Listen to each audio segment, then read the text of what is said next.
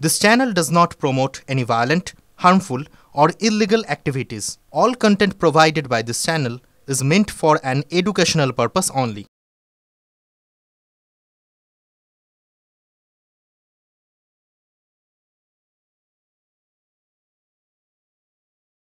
নমস্কার, টিভি9 বাংলায় আপনাদের আরো একবার স্বাগত জানাই। আমি শুভজিৎ রয়েছি আপনাদের সঙ্গে। নিয়োগ দুর্নীতি মামলায় সিবিআই এর পর ইডির স্ক্যানারে এবার জীবন কৃষ্ণ। ইডি পৌঁছতেই একই কীর্তির পুনরাবৃত্তি করলেন তিনি। 2 বছর 4 মাস আগের ছবি আবারও এ রাজ্য দেখলো। তিনি দেখালেন ইডি ঢুকতেই ফোন পুকুরে ফেলার চেষ্টা করলেন জীবন কৃষ্ণ। বাড়ির পিছনের পাঁচিল টপকে পালানোর চেষ্টা করেন তৃণমূল বিধায়ক। কেন্দ্রীয় বাহিনীর জওয়ানরা ধাওয়া করে ধরে ফেলেন তাকে। পুকুর পাড় থেকে 2টি ফোন উদ্ধার করে ইডি।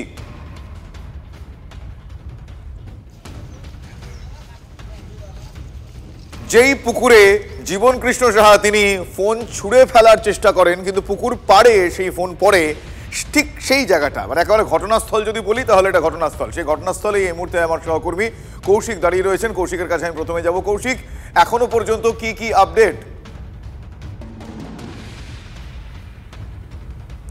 দেখো শুভজিৎ, এখনো পর্যন্ত ইডির আধিকারিকরা বাড়িতে তল্লাশি চালাচ্ছে। তবে সব থেকে মজার বিষয়, আজ থেকে 2 বছর 4 মাস আগে যে ঘটনা ঘটেছিল সেই সময় ছিল সিবিআই, এখন ইডি। ঠিক এখান থেকে আজ থেকে 2 বছর 4 মাস আগে যখন সিবিআই আধিকারিকরা আসে, এখানে এই পাঁচিল টপকে তিনি পালাবার চেষ্টা করেছিলেন এবং ফোন দুটি ফেলে দিয়েছিলেন ওখান থেকে। ঠিক ফোন দুটি তখন কোথায় পড়েছিল? এই পুকুরে। পাঁচিলের পাশে একটু জায়গা রয়েছে পুকুর পাড়, তারপরেই রয়েছে পুকুর। সেই সময়টা ছিল এপ্রিল মাস, জল কিছুটা শুকিয়েছিল, কিন্তু সেই ফোন পেতে হন্যি হয়েছিল সিবিআই। এই পুকুরের জল ছেঁচে ফেলে দিয়ে সেই ফোন উদ্ধার করেছিল। তারপর তাকে গ্রেপ্তার করা হয়েছিল। ফোন থেকে বেশ কিছু নথি উদ্ধার হয়েছিল বলে এমনটাও সিবিআই সূত্রে জানা গেছিল। ঠিক তার 2 বছর 4 মাস পর ঠিক একই ঘটনার পুনরাবৃত্তি। ইডি আধিকারিকরা ভোরে যখন তার বাড়িতে এলেন, ঠিক এই রকম জায়গা থেকেই কিন্তু সেই পুনরায় পালিয়ে যাওয়ার চেষ্টা করে, আবার ফোন দুটিও ফেলে দেয়। ফোন দুটি ফেলতে যায় পুকুরের উদ্দেশ্যে।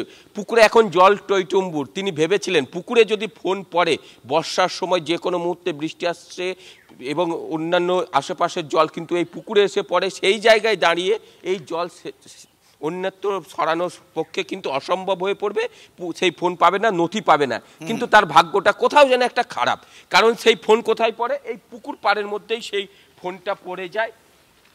বেশ কিছুক্ষণ সময়ের মধ্যে ইডি আধিকারিকরা সেই ফোন পেয়ে যায়। তবে ইডি আধিকারিকদের এই ফোন পেতে কিন্তু সহযোগিতা করেছে একটা ক্যামেরা, যে বাড়ির পিছনে পুকুর পাড়ে আমি দেখাচ্ছি সেই ছবি। দর্শক, আমার ক্যামেরা পার্সনকে বলবো দর্শকদের উদ্দেশ্যে সেই ছবি দেখানোর জন্য। একটি সিসিটিভি ক্যামেরা রয়েছে বাড়ির ঠিক পিছনে। সেই ক্যামেরা কিন্তু অনেকটা সহযোগিতা করেছে ইডি আধিকারিকদের, কারণ যখন ফোনটি ফেলে দেয় তারপরেই এই ইডি আধিকারিকরা এই ক্যামেরা দেখে খতিয়ে দেখেন যে কোন জায়গা করে ফোনটা পড়েছে। খুব সহজেই তারা সেই ফোন পেয়ে গেছে। সিবিআইয়ের মতো কিন্তু তাদেরকে দুর্ভোগ, অর্থাৎ যে 2-3 দিন ধরে ফোন খোঁজার জন্য হন্যি হতে হয়েছে, সেটা হয়নি। সিবিআইয়ের কোথাও হয়তো সেই বিষয়টা একটু টাইম লেগেছে। কৌশিক, শুধু তো ফোন ফেলে দেওয়া নয়, তিনি তো পাঁচিল টপকে পালিয়ে যাওয়ার চেষ্টাও করেছিলেন। মানে প্রথমে তিনি ফোনটা ফেলে দিয়েছিলেন, তারপরে পালিয়ে যাওয়ার চেষ্টা করেছেন, সেটাও তো জানতে পারা যাচ্ছে। সে পালিয়ে যাওয়ার সময় তাকে ধাওয়া করে কিভাবে ইডি আধিকারিকরা ধরলেন, সেই বিষয়টা একবার বলো। একদমই তাই। গতবার কি ঘটেছিল? গতবার ঘটেছিল তিনি যখন বিকেল নাগাদ পালিয়ে যাওয়ার চেষ্টা করেছিলেন, ইডি আধিকারিকরা যখন কাছে ছিলেন, সেই সময় তাদের কাছ থেকে ফোনটা কেড়ে। ঠিক আজকেও ঠিক যখন ইডি আধিকারিকরা ঢোকে তার বাড়িতে, ঠিক সেই সময়ে তিনি বুঝতে পেরে তিনি ঠিক এই পাঁচিলের কাছে চলে আসেন, পালাবার চেষ্টা করেন। ইডির আধিকারিকদের সাথে কেন্দ্রীয় বাহিনীর জওয়ান রয়েছে, তারা পিছনে ধাওয়া করে এসে, অর্থাৎ যে দ্রুত গতিতে ধাওয়া করে এসে তাকে আটকান। কিন্তু তাকে আটকাতে পারলেও ফোন দুটি ফেলে দিয়েছিলেন। সেই ক্ষেত্রে ফোন দুটি ফেলে দেওয়ার ফলে তাকে প্রথমে আটকানো হয়, এবার ফোন খোঁজার চেষ্টা করা হয়। ফোন খুঁজতে গিয়ে তারা প্রথমে দেখতে পায় এই সিসিটিভি ক্যামেরা এবং তার গতিবিধি, কোথায় কোন দিকে ফেলেছে সেগুলি নজর রেখে ফোন উদ্ধার করে। এবং ঠিক পাঁচিল টপকে তিনি একজন বিধায়ক, এই বড়োয়ার এলাকার জনপ্রতিনিধি, যেভাবে একটি পালিয়ে যাওয়ার চেষ্টা, ঠিক একই ঘটনা সিবিআই যখন এসেছিল, ইডিও যখন এসেছিল, ঠিক কোথাও যেন কোট আনকোট চোরের মতো যে পালিয়ে যাওয়ার চেষ্টা, একেবারে সেই বিষয়টাই বারবার উঠছে। তৃণমূল কংগ্রেস বিধায়ক তিনি তার ফোন কেন ফেলে দিচ্ছেন, আগেও বা কেন ফেলে দিয়েছিলেন, শুধু তাই নয়, তিনি পালিয়ে যাওয়ার কেন চেষ্টা করলেন, পাঁচিল টপকে বিধায়ক পালিয়ে যাচ্ছে, এ দৃশ্য শাসক দলের ক্ষেত্রে, শাসক দলের জন্য কতটা স্বস্তির একথার বলার অপেক্ষা রাখে না। কৌশিক, আমি জানতে যাবো এই মুহূর্তে লেটেস্ট সিচুয়েশন কি? দেখো, এই মুহূর্তে কিন্তু তদন্তকারী আধিকারিকরা জীবনকৃষ্ণ সাহাকে তাদের সামনে বসিয়ে রেখে জেরা চালাচ্ছে, যে জানার চেষ্টা করছে এই যে নিয়োগ সংক্রান্ত দুর্নীতি মামলা, চন্দ্রনা সিনহা তার সাথে তার কি যোগাযোগ, বা অন্যান্য যেসব নিয়োগ গ্রুপ সি গ্রুপ ডির যে নিয়োগ সংক্রান্ত তথ্য সেই সব জানার চেষ্টা করছে। এর পাশাপাশি শুধুমাত্র যে তার বাড়িতে এসেছে তা নয়, একদম আঁটোসাঁটোভাবে ইডির আধিকারিকরা নেমেছে, যেমন সাঁইথিয়ায় গেছে তার পিসির বাড়ি, অন্যদিকে তার শ্বশুর বাড়ি গেছে রঘুনাথগঞ্জে, এবং এই পাশের গ্রামে তার একজন মিডলম্যান হিসেবে কাজ করত জীবনকৃষ্ণ সাহার আরও একজন সহচর অর্থাৎ রাজেশ ঘোষ, তার বাড়িতেও ইডি আধিকারিকরা গেছে, এবং সব কিছু একসাথে প্রশ্নে যে তার সব কিছু মেলানোর চেষ্টা করছে ইডি আধিকারিকরা, কিভাবে কোন পদ্ধতিতে করেছে, কি কত টাকার বিনিময়ে সেই সব চাকরি বিক্রি হয়েছে বা কোথায় সেই টাকাগুলি গেছে, সেইগুলো কিন্তু সব কিছু জানার চেষ্টা করছে এই ইডি আধিকারিকরা।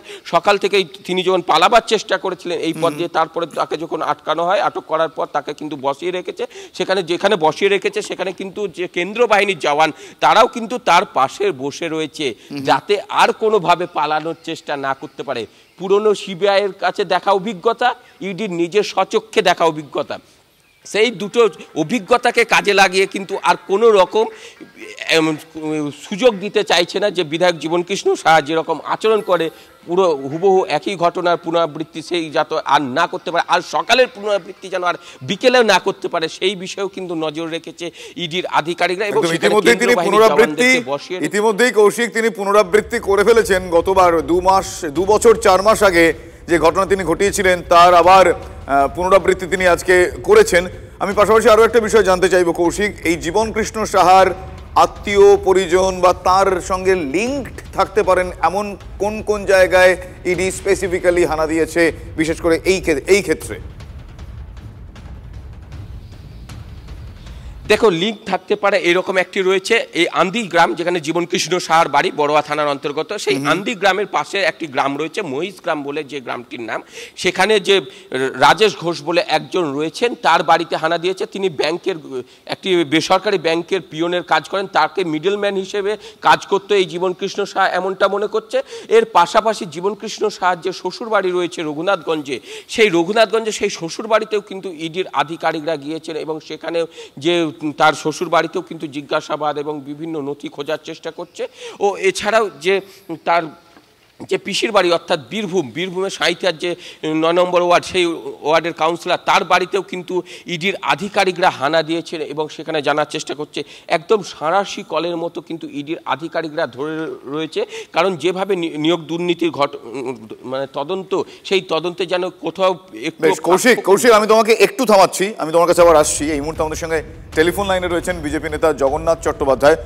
জগন্নাথবাবু, আমরা দেখেছিলাম যে এর আগে আমরা বিভিন্ন ক্ষেত্রে দেখেছি যে তদন্তকারী আধিকারিকরা তারা কোনো ঘটনার পুনর্নির্মাণ করেন, রিক্রিয়েশন করেন, যাতে এবং সেখানে অপরাধীদের নিয়ে গিয়ে রিক্রিয়েশন করা হয়। আমরা এই প্রসেসটার সঙ্গে আমরা পরিচিত, কিন্তু জীবনকৃষ্ণ সাহা তিনি তার ঘটনাকে রিপিট করছেন। তিনি আবারও একই ঘটনা ঘটালেন, ফোন ছুঁড়ে ফেলে দিলেন, পালিয়ে যাওয়ার চেষ্টা করলেন পাঁচিল টপকে, বিধায়ককে ধাওয়া করে ইডি আধিকারিকরা ধরে এখন জিজ্ঞাসাবাদ চালাচ্ছেন।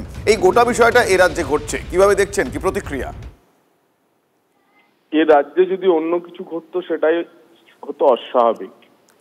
এ রাজ্যে শাসক দলের বিধায়কেরা চুরি জোচ্চুরির সঙ্গে যুক্ত হবেন, চাকরি বিকৃত হয়েছে, এটা সুপ্রিম কোর্টে স্বতঃসিদ্ধ। এই কারণে 26,000 লোকের চাকরি গেছে, নতুন করে পরীক্ষা নিতে হচ্ছে। তো এরপরে তো প্রশ্ন উঠেছিল 26,000 লোকের চাকরি গেল, শিক্ষিত বেকার যুবক যুবতীরা আবার নতুন করে অগ্নি পরীক্ষা দিতে শুরু করলো, কিন্তু যারা চাকরি বিক্রি করলো তাদের কেন কোনো শাস্তি হলো না? মুষ্টিমেয় কয়েকজনের শাস্তি হয়েছে, 55 জন মাত্র, কিন্তু এই চাকরির দোকানটা তো সারা রাজ্য জুড়ে খোলা হয়েছিল। তার ফলে এই আর্থিক অপরাধগুলো তদন্ত ধীরে ধীরে ধীরে ধীরে এগোয়, এবং আপনারা নিশ্চিত থাকুন শুধু আজকে জীবনকৃষ্ণ নয়, জীবনকৃষ্ণ থেকে এই কৃষ্ণের বংশী, এই কৃষ্ণের সুদর্শন চক্র অনেকেরই মাথা কাটবে। ধন্যবাদ আপনার প্রতিক্রিয়ার জন্য। আমি আরো একবার যাবো, আমার সহকর্মী কৌশিক রয়েছেন এই মুহূর্তে। যেই পুকুরে জীবনকৃষ্ণ সাহা তিনি তার দুটো মোবাইল ফোন আবারও ছুঁড়ে ফেলে দিয়েছিলেন, আজ সকালে, যদিও আজ তিনি তার লক্ষ্য লক্ষ্যভ্রষ্ট হয়েছে, তার কারণ ওই পুকুরের জলে ফেলা বোধহয় তার উদ্দেশ্য ছিল, কিন্তু পুকুর পাড়ে গিয়ে পড়েছে। এই মুহূর্তে লেটেস্ট সিচুয়েশন আমি জানছিলাম কৌশিকের কাছ থেকে। কৌশিক, আমি আরও একবার জানো, আমি জানি তুমি ওখানে দেখছো, তদন্ত চলছে, ওখানে নানাবিধ অ্যাক্টিভিটিস হচ্ছে, বুঝতে পারছি। আমি জানতে চাইবো তোমার কাছ থেকে এই মুহূর্তে, যেটা তুমি কিছুক্ষণ আগে বলছিলে যে জীবন কৃষ্ণ সাহার সঙ্গে লিঙ্কড থাকতে পারেন, এমন কোন কোন জায়গায় ইডির অ্যাকশন, অভিযান, তল্লাশি? দেখো, লিগ থাকতে পারে। তোমাকে আবারও জানিয়ে রাখি যে মহিষ গ্রাম রয়েছে, এর পাশের গ্রাম, তার সেই গ্রামে একজন ব্যাংক কর্মী, একজন বেসরকারি ব্যাংকের কর্মী রাজেশ ঘোষ, তার বাড়িতে হানা দিয়েছে। পাশাপাশি তার শ্বশুর বাড়ি রঘুনাথগঞ্জ, সেখানে হানা দিয়েছে। এছাড়াও যে জীবনকৃষ্ণর পিসির বাড়ি সেই সাঁইথিয়া বীরভূমে, সেখানেও হানা দিয়েছে। এবং সেই সব জায়গায় লিঙ্ক শুধুমাত্র নয়, সেই সব মাধ্যম দিয়েও কাদেরকে চাকরি দেওয়া হয়েছে বা কারা এর সাথে জড়িত ছিল, কিভাবে যোগাযোগ করেছিল, সেই সব তথ্য থাকতে পারে বলে মনে করছে আধিকারিকরা। এবং সেই কারণে কিন্তু একযোগে সব জায়গায় কিন্তু এই তল্লাশি অভিযান এবং সেখানে পৌঁছে গেছেন। তবে সব থেকে এখানে এক মজার বিষয় হয়ে দাঁড়িয়েছে বিধায়ক জীবনকৃষ্ণ সাহার ক্ষেত্রে, একই সময়ে কিন্তু 4টি জায়গায় যে ইডির আধিকারিকরা পৌঁছায়, কিন্তু পৌঁছাতেই সেই জীবন শাহ সিবিআই এর মতো একই ঘটনার পুনরাবৃত্তি ঘটে। একদমই সেই পরিস্থিতি আমরা দেখলাম, সেই ছবি আমরা দেখলাম। তুমি এবার পরিস্থিতির দিকে নজরে রাখো, তুমি সঙ্গে থাকো, তোমার কাছ থেকে প্রত্যেকটা মুহূর্তের আপডেট নেব। এই মুহূর্তে লেটেস্ট আপডেট, জীবনকৃষ্ণ সাহাকে মুখোমুখি বসিয়ে ইডি আধিকারিকরা জিজ্ঞাসাবাদ করছেন। অন্যদিকে নিয়োগ দুর্নীতি মামলায় আবারও অ্যাকশনে ইডি, কথার বলার অপেক্ষা রাখেন। আপনাদের যেরকম দেখাচ্ছিলাম, বড়োয়ার তৃণমূল বিধায়ক জীবনকৃষ্ণ সাহার বাড়িতে ইডি হানা, মুর্শিদাবাদ, পুরুলিয়া, বীরভূমের 5টি জায়গায় ইডি তল্লাশি। বড়োয়ার তৃণমূল বিধায়ক জীবনকৃষ্ণ সাহার বাড়িতে ইডি হানা, সেই ছবি আপনাদের দেখাচ্ছিলাম। আমার সহকর্মী কৌশিক সেই আপডেট আপনাদের সামনে তুলে ধরছিলেন। রঘুনাথগঞ্জ থানার পিয়ারাপুরে বিধায়কের শ্বশুর বাড়িতেও কেন্দ্রীয় তদন্তকারী সংস্থা। সাঁইথিয়ায় জীবনকৃষ্ণ সাহার পিসির বাড়িতেও তল্লাশি। সাঁইথিয়ায় 9 নম্বর ওয়ার্ডের কাউন্সিলর মায়া সাহা, যিনি জীবনকৃষ্ণ সাহার পিসি, নিয়োগ দুর্নীতিতে জীবনকৃষ্ণর পিসিও জড়িত, এমনটা ইডির অনুমান। বড়োয়ায় এক ব্যাংক কর্মীর বাড়িতেও ইডি হানা। পুরুলিয়ায় প্রসন্ন রায়ের শ্বশুর বাড়িতেও ইডি তল্লাশি। পুরুলিয়ায় প্রসন্ন রায়ের শ্বশুর বাড়ির সামনে থেকে এই মুহূর্তে সরাসরি রয়েছেন আমার সহকর্মী তপন। আমি তপনের কাছে যাব। তপন, আমি জানতে চাইবো যে এখনো পর্যন্ত প্রসন্ন রায়ের শ্বশুর বাড়িতে ইডি তল্লাশির লেটেস্ট আপডেট কি? দেখো, এখনো পর্যন্ত আধিকারিকরা, কেন্দ্রীয় যে এজেন্সি আধিকারিকরা যারা ভিতরে রয়েছেন, এখনো পর্যন্ত তল্লাশির কাজ চলছে। তোমায় বলি যে আজ সকাল 7টার সময় এই ইডির একটি 6 সদস্যের একটি দল, তারা কেন্দ্রীয় বাহিনীর জওয়ানদের নিয়ে আসেন এবং এই হচ্ছে তার প্রসন্ন রায়ের শ্বশুর বাড়ি। এই শ্বশুর বাড়িতে সকাল থেকে তল্লাশি শুরু হয়। জানা যাচ্ছে যে এই শ্বশুর, যে প্রসন্ন রায়ের শ্বশুর, তার নাম হচ্ছে সুরজ মঙ্গল। তিনি বেশ কিছুদিন আগে মারা যান এবং তার 3 মেয়েই প্রাইমারি শিক্ষক হিসাবে যোগদান করেন। এই সরকার আসার পর থেকেই এই 3জনই প্রাথমিক শিক্ষক হিসাবে যোগদান করেন। এবং তোমায় বলি যে প্রসন্ন রায়ের যে এই বাড়ির যে 2য় মেয়ে নীলিমা মঙ্গল, তার সাথেই বিয়ে হয় এবং ফলত সেই সূত্র ধরেই আজ সকাল থেকেই এখানে ইডির আধিকারিকরা তল্লাশি চালাচ্ছে। আমরা দেখতে পাচ্ছি যে কেন্দ্রীয় জওয়ানরা রাস্তার সামনে দাঁড়িয়ে আছেন, ভেতরে তল্লাশি কাজ চলছে। শুভম, ধন্যবাদ তপন।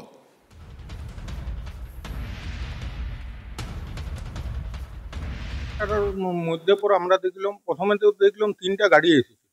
3টা গাড়ির থেকে বেশ কিছু অফিসার, কিছু পুলিশও ছিল, তারা এসে পর ঢুকেছে।